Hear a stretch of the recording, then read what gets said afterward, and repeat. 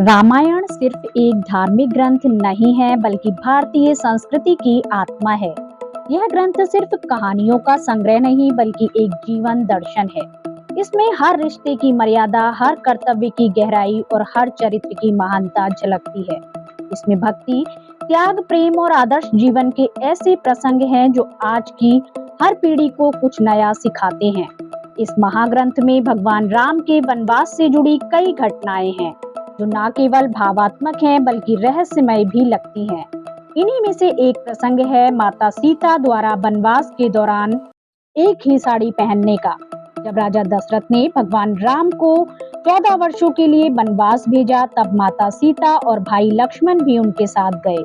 तीनों ने राजसी वस्त्र त्याग कर साधु संतों जैसे वस्त्र धारण किए और जंगल के कठिन जीवन को अपनाया। सीता जी, जो अयोध्या की रानी बनने वाली थी, उन्होंने बिना किसी झिझक के तपस्विनी का जीवन स्वीकार कर लिया। पूरे वनवास काल में माता सीता ने एक ही साड़ी पहनी थी।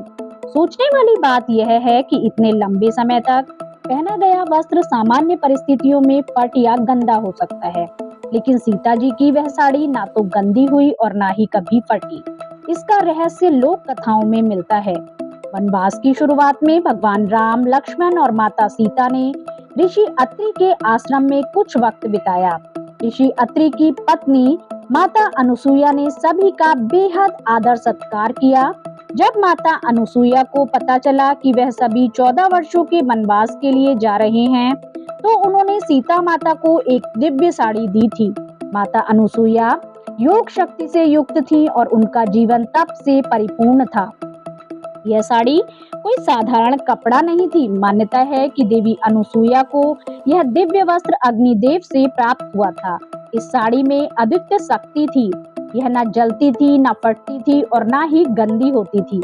इस चमत्कारी वस्त्र को पहनकर सीता जी ने पूरे वनवास की अवधि बिताई और कभी उसे बदलने की आवश्यकता नहीं पड़ी।